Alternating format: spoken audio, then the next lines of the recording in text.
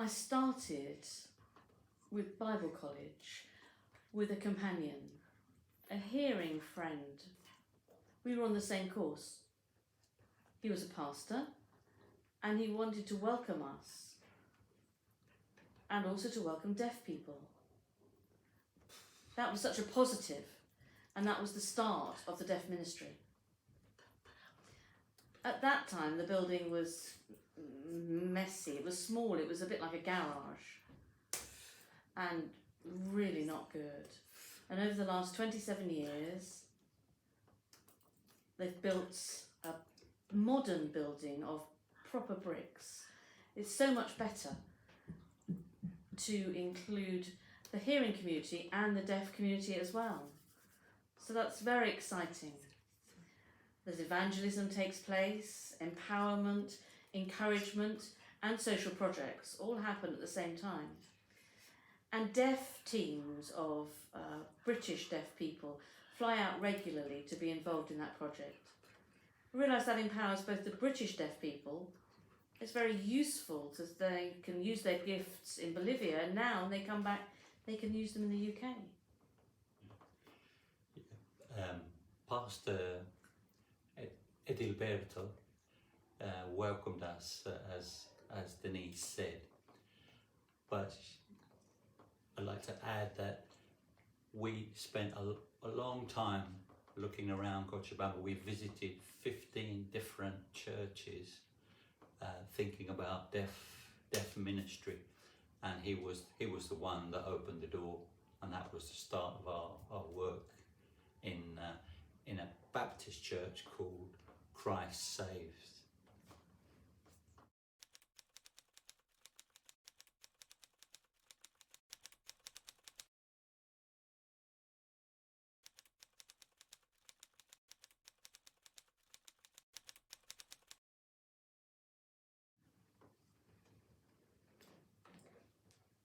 The value really for the deaf British team of 5 people, that's the team we're planning to fly out in April 2024. The aim is to empower the deaf community in Bolivia, and at the same time the British deaf people will learn so much. They'll learn how they can do mission, how to do it, what it is. So they will learn at the same time as the Bolivians learn from the British deaf people. So it's a really cross-cultural and across deaf language mission.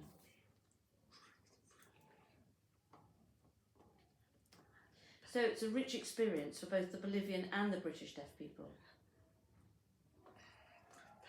The Bolivian Christian community, they're all volunteers, there's no paid employees. So it's valuable that the British deaf can train the Bolivians. Similarly, the Bolivians can show the British how to develop confidence. This will be the 7th deaf team we've taken to Bolivia over the last 24 years. And I remember, to answer part of the question about empowerment, I remember the first group when we went to Bolivia, one of the deaf persons said to me, "Now we realise God loves us." And I said, "Why? What do you mean?" He said, "Because you've come all the way from the UK with a deaf group, you come here and you're here visiting us and blessing us." So I felt that was quite an emotional moment, because really we were just there to bless them, to encourage them, and they've really benefited in many ways from our visits, because there are no other opportunities for deaf people to learn or experience about mission, going on mission, or even receiving benefit from a team.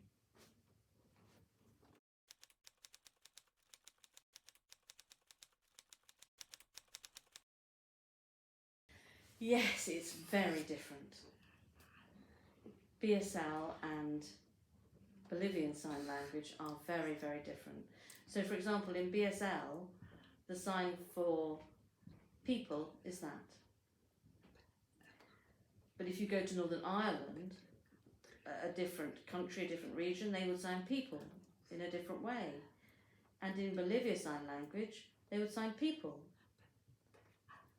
But still, I can see other countries would sign it people like that. So there's such a big variation. They each have their own sign language. There's one sign that's universally the same all over the world, and that's the sign for Jesus. That's the same. Everyone recognises that and knows that sign. Yeah, as Denise been explaining, the sign languages are very different around the world. Even the same spoken language, English, produces a sign language in England, or British Sign Language, that's very different from American Sign Language.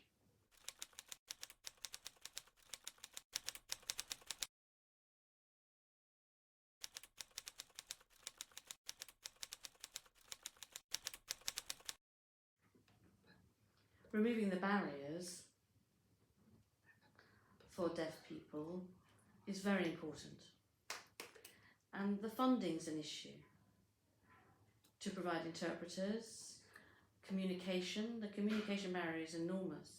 You bring in an interpreter to make sure that communication is clear both ways. And also maybe 1 or 2 members of staff could learn BSL. Not at a basic level, but at a good level. And that would mean that they can communicate for preparation of training, for orientation. So they know how to do mission, how to travel there.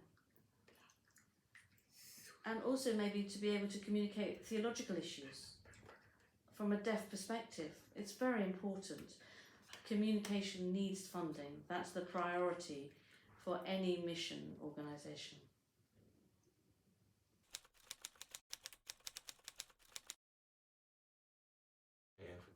First thing is, we need to have a 3-way conversation with the deaf leaders in Cochabamba, and our team, and ourselves. We need to coordinate, work out the program, get every person in the team ready so they know their role, and then they need to, before they leave the UK, they need to prepare their sign language, the Bolivian sign language. They'll be needing to learn that. Pray for the team in their preparations, in the topics that they are taking responsibility for. For example, one will give some training in autism and awareness for the deaf people in Bolivia. Another in culinary skills, safety, rules, how to cook in church, how to work together in the kitchen. Using the Bible as well as an encouragement and to show us how to work together. Also, how to preach in an evangelistic way, and more about those exciting projects.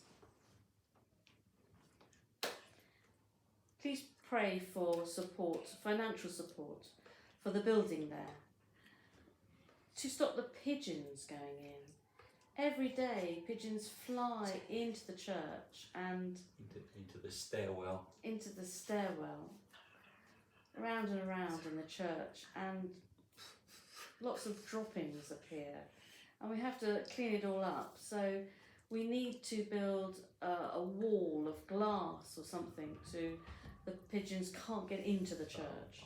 I'll be coordinating that work, so pray for me. Thank you.